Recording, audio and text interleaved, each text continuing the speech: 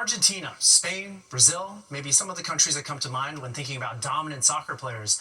But what about Japan? It is one of the most successful soccer nations in Asia. Now, a Japanese-inspired soccer school right here in New York is using core values to teach the game differently. Our Richard Jokovic laces up his cleats to find out more.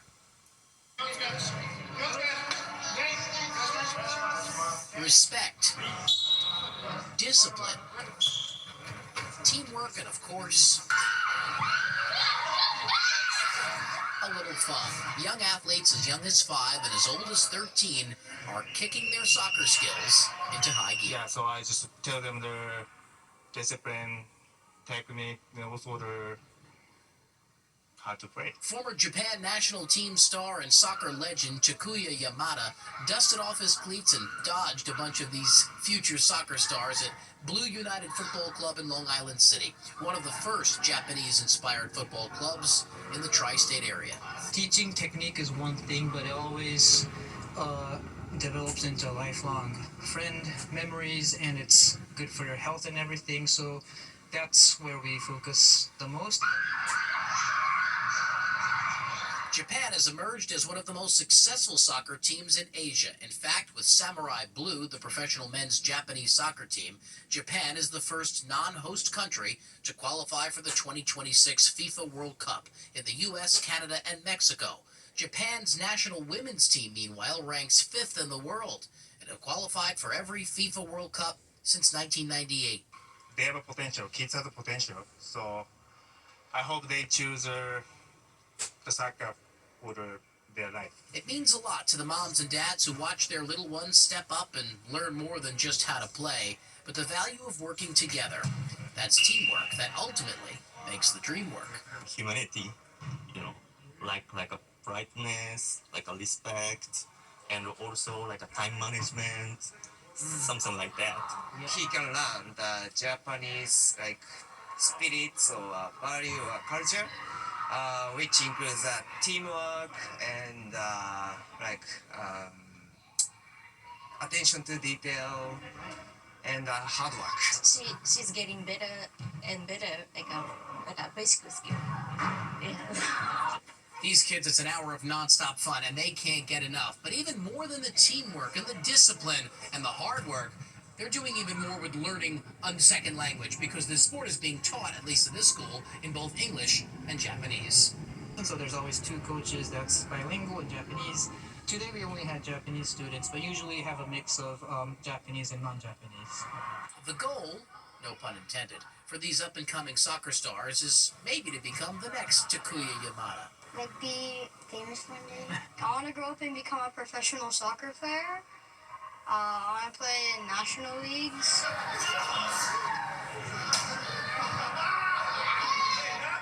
Kicking off a Japanese soccer revolution in Long Island City, Queens, Richard Giacobas, Fox 5 News. Meanwhile, back in Manhattan today, veterans, including former USS Intrepid crew members, gathered at the Intrepid Museum for a flag-raising ceremony commemorating National Vietnam Veterans Day and the 50th anniversary of the end to the Vietnam War. Intrepid served 3 tours of duty during the conflict between 1966 and 1969. In a statement, the museum says it honors the legacy of all who served aboard, using lessons of the past to educate and inspire future generations. Luna Park kicked off its 2025 season today. The park is also celebrating the 98th anniversary of the Cyclone roller coaster. And as such, the first 98 people who got on board the Cyclone got a free ride and egg cream. The season park goers can enjoy new arcade games, revamped retail outlets, and a new patio at Salt and Sizzle. While Brooklyn Borough President Antonio Reynoso says he will not be riding the Cyclone, he is one of many excited to celebrate this opening day. I see the line around the block. Everyone's getting ready to get on the Cyclone. I've told Alessandro that I'm not doing it this year because I'm a coward and I don't like any of them. I can't do it. I'm old. My stomach gets weird. But let me tell you one thing. When Coney Island opens up and Luna Park is here, we know that spring has started. The Mets game may have been more upsetting for her stomach, but Luna Park's annual charitable initiative, we should say, also kicked off. A portion of its proceeds from this weekend sales will be donated to local charities. Time for weather now. I saw over there, it was such a beautiful day. Really good day for Luna Park to open too, huh, Audrey? It was, for sure. They couldn't pick a more perfect weather day. We had a high temperature of 81 degrees in Central Park. That's well above our normal high, which is about 55 degrees. So it is a debate that has been dividing people living in New Jersey for years now. Should the state allow drivers to pump their own gas? Well, a new bill in the state legislature is, once again, fueling that debate. Fox 5's Teresa Priolo shows us where people stand on it today. Having to pump your gas is a rather nice luxury. It's as Jersey as disco fries, pork roll, and our abundance of top-notch malls. Full-service gas stations, a luxury so many of us cannot imagine doing without. I had experience in Florida. Did you like it? I didn't. If you saw a station that had both, what are you choosing? To stay in my car. Republican Senator John Bramnick, who's also running for governor, has introduced a bill that would allow some pumps to be self-serve. This is not a radical idea. It's not anti-Jersey. It's something we've had for a very, very long time. And I'm giving an opportunity for legislators and the people to weigh in on this as an option for people who don't want to wait in line. You would think I was introducing something that was like a new tax. The bill was just introduced, so it needs to find support in the legislature for it to go anywhere. This issue is as polarizing as it gets in the Garden State, and that's saying something. I have to tell you one thing. In our society, especially in Jersey, man, people take their stand, they go to their corner, and they don't give an inch. While support amongst voters on this issue is questionable, Bramnick does have the support of the New Jersey Gasoline Convenience Store Automotive Association. We are the only state that still has this rule. Every other state is doing fine, and there's quite a lot of people out there that don't like having to wait for the attendant to get to them. They just want to pump it themselves, be on their way. At the pump, the two things that came up repeatedly: safety and weather. What about if you are in a area that is not safe enough? That's what I rather prefer to stay inside my car. Leave it alone. You know, people enjoy that. I don't think who's complaining? This isn't the first time the self-pump bill has come before the state legislature. They tried this issue back in 2022. It didn't even make it out of committee. In Weehawken, Teresa Priolo, Fox 5 News. The death toll for the violent earthquake that shook Myanmar has at this point passed 1,600, and it continues to go up. Coming up, we'll take a look at why the country faces such a difficult recovery. Welcome back. Here's a quick look at our top stories tonight. A mother and her two children are dead tonight after being hit and killed by a driver in Brooklyn. Her third child is also in the hospital. The group was crossing Ocean Parkway in Gravesend. That's when police say the driver, they identify as 32-year-old Miriam Yarimi, crashed an Audi into a rideshare vehicle, which then hit the victims. The rideshare vehicle was carrying 4 people, who were all taken to the hospital. Authorities say Yarimi was driving with a suspended license and may have been speeding and may have also run a red light. New rounds of pro-Palestinian protests continue to besiege Columbia University, just as the Ivy League institution named its latest interim president, hours after the previous interim president, Katrina Armstrong, stepped down. Some students and alumni protesting the school agreeing to President Trump's terms in order to retain their federal funding. And aftershocks continue to rock Myanmar following a violent earthquake in one of the world's poorest countries.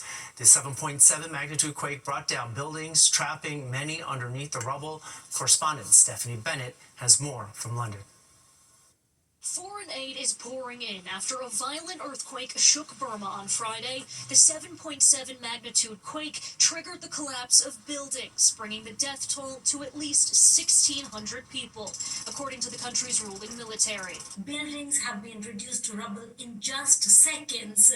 Teams are telling us that they are even hearing screams from under the rubble, and the screams have been quietened after a bit. India, China, and Russia are among those sending relief teams into Burma. A total of about 50 tons of relief material is being transported to Yangon.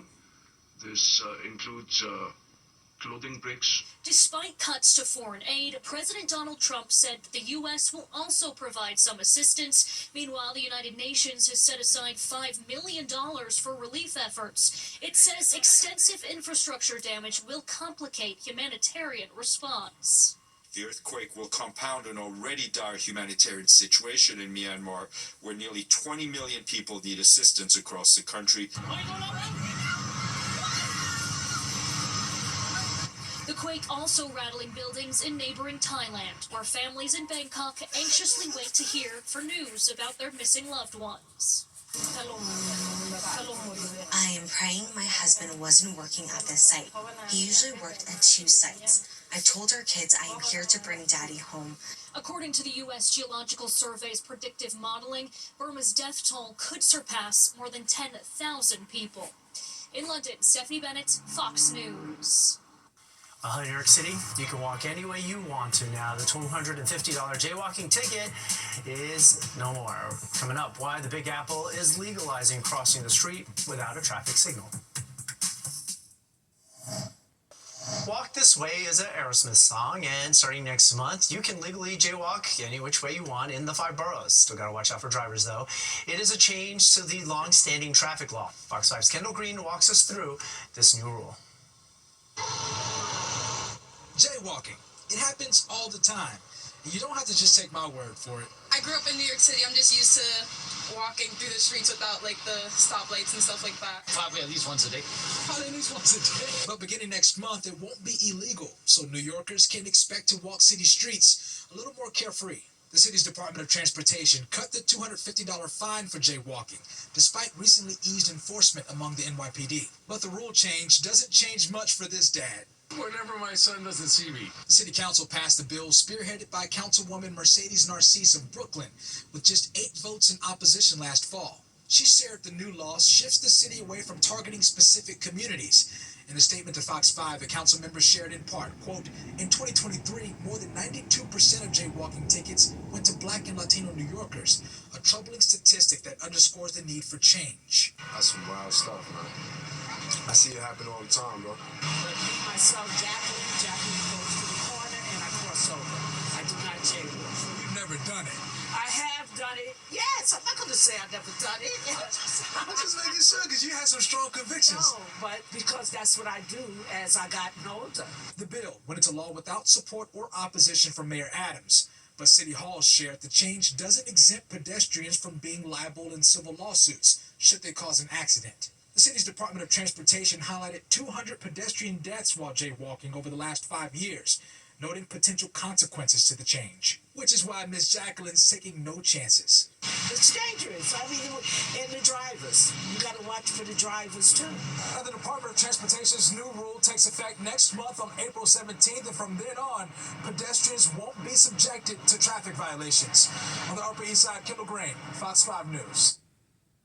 A lot of debate on that one. Also, maybe on this, a new list of America's best neighborhoods has just dropped, and the top 5, according to Niche, are Colonial Village in Arlington, Virginia, Atlantic Station in Atlanta, Georgia, Harbor Island in Tampa, Florida, City Center in Santa Monica and California, and South Lake Union in Seattle, Washington. The list takes several factors into account, like the quality of schools and crime rates. The top New York City neighborhood is Little Italy, and that came in 26. It's like the Holland Tunnel, but for frogs coming up still. Long Island community is taking animal safety into their own hands, giving the critters their own crossing zone. Plus, Audrey Puente is here with the forecast. Hey, Audrey. Hi, Arthur. Well, it felt like late June across the tri-state area today, but tomorrow we return to late March. I'll have the details when the news continues. This next story is absolutely riveting. Literally, it's about the lengths one Long Island town was going through to save frogs. Our Jody Goldberg has their story. You can hear birds chirp and frogs croak as you drive along this scenic road in the town of Brookhaven. But with each car that passes, it's breeding season. They've got reproduction on their minds, and so they're moving back and forth. These animals literally play Frogger as they run the risk of becoming roadkill. There were scores of them dead, a few hundred. Because what was happening was the frogs were moving back and forth. Now there's a solution, a 25-foot tunnel connecting small tidal pools on either side of the road. It's the first of its kind project for Long Island. Once we installed the tunnel, all the animals kind of figured out that this was the place to go. Well, the tunnel is wide enough for animals and amphibians to go through. It's not enough by itself. This metal fencing basically creates a wall that guides them to cross safely. Through time, more and more frogs will use it as they get to know it. We've had raccoons moving through it. We've had possums moving through it. Chipmunks, some birds actually feeding at the edge. I don't know if they've actually gone through it. This trail camera propped outside even caught a rat and mouse relying on the tunnel to traverse the roadway. Town of Brookhaven's budget overall is $360 million plus. A $40,000 project like this that provides such an environmental benefit, I think is something that was very worthwhile. An over-the-top idea that's keeping animals underground and undercover. In Middle Island, Long Island, Jody Goldberg, Fox 5 News. 40 grand. Johnny here thinks it's a bargain. Time for weather now. Audrey Ponce joins us for that. Hey, Audrey. Well, it looks like we're going to have a pretty cool evening across the tri-state area, Arthur. Temperatures right now are already in the 40s in many spots, including New York. If you can't get to the shore, how about letting the shore come to you? And that's basically what's happening in North Jersey, where teens from a landlocked section of Bergen County are hanging 10, but indoors. Good Day Wake Up anchor Dan Bowen has more on this current trend. Time to ride on an indoor time. For many of them, it's like a once-in-a-lifetime experience. This is no ordinary wave gliding. I get like an adrenaline rush, like it gets me excited. A surfing trip for a surf club from someplace nobody expected. I would have never thought that I would be on a surf trip in my high school. All these teenagers experiencing and learning together. They're from Lodi, New Jersey, a landlocked borough in Bergen County, more than an hour's drive from the Jersey Shore. Now they're unlocking a curiosity about the ancient oceanic rite of passage at the world's largest indoor surfing wave pool inside the American Dream Mall. I'm a high school art teacher in Lodi, New Jersey, and I'm the advisor of the high school surf club. And Matthew Nicolosi is also an instructor here at the Student Surf School. And I thought my students are right nearby. It'd be great to expose them to my passion. So the art teacher pitched an idea to the Lodi school superintendent. He said yes right on the spot. They come back time and time again, but I think it just gives them access to something that they wouldn't normally have access to. Now in its third year with dozens and dozens of students, the Lodi Surf Club opens up opportunities to kids of all socioeconomic backgrounds. Fundraisers each month help them catch a wave. I had a lot of fun. It was a new experience. Sophomore Delilah Teneo will come back for more. I was kind of nervous because I kept falling at first, but I got the hang of it at the end. You get like the adrenaline rush that you finally did it when you catch it. So is Esteban Taveras ready to take what he's learned here to drop in and shred an ocean swell? Hopefully one day I go to some type of beach that has big waves enough, and use my surf skills to use one day, hopefully. Why wasn't our Dan Bowens on a board? I don't know, but Jennifer Williams is here with a check of what's coming up in other sports. Hey, Jen. Hey, Arthur, the Bronx Bombers. Hey, Jen. Hey, Arthur, the Bronx Bombers living up to their nickname and then some. We showed you earlier how the Yankees made history, going back to back to back, launching the first 3 pitches they saw from former teammate Nestor Cortez. But Captain Aaron Judge was just getting started and looking to make a little history of his own. I'll have more coming up in sports. The Yankees' newest arm, Max Fried, made his debut this afternoon for Game 2 of New York series against the Brewers in the Bronx. But it was the Yankees' offense that not only stole the show, but put on quite the production as well. And it came against none other than former pitcher Nestor Cortez. In fact, the Bombers were downright nasty to the lefty in his return to Yankee Stadium, especially Aaron Judge, who hit a solo shot off Cortez in the first inning, capping off the historic 3 home runs on the first 3 pitches the Yankees saw. Then in the third, Judge comes through with the bases loaded, hitting a grand slam to left center to blow the game wide open, 12-3 Yankees. Judge went deep once again in the fourth, hitting his third home run of the game, a 2-run shot to center. Judge finished with 4 hits and a career-high 8 RBI. The Yankees would go on to hit a franchise record 9 home runs to crush the Brewers 20-9. Here's the Yankees captain. Just trying to be on time, that's the biggest thing. You're on time, ready to hit, and especially we got all the traffic on the bases. You know, guys in front of me are getting on base. It makes my job easy. We love it. You know, this is, even last year, these fans came out in numbers, always cheering us on to the end, and we're going to do it again this year and have something special for them. The Yankees offense looking just fine without Giancarlo Stanton, but he has reportedly started swinging a bat. However, there's still no timetable for his return. As for a former Yankees slugger, Juan Soto hit his first home run as a Met on Friday night in Houston. And tonight, as you saw right here on Fox 5, the Amazons were looking to take the rubber game of their series with the Astros, but things didn't exactly go according to plan. Griffin Canning making his Mets debut and pitched very well. He gave up just 2 runs in 5 2/3 innings. This RBI by Yordan Alvarez put the Astros up 2-1 in the 6th. But just like last year, the Mets bats have been cold to start the season. Francisco Lindor still looking for his first hit of the year. He had a chance to tie the game, but grounded out with a runner on second to end the 8th inning. Astros beat the Mets 2-1 to take the series. Moving over to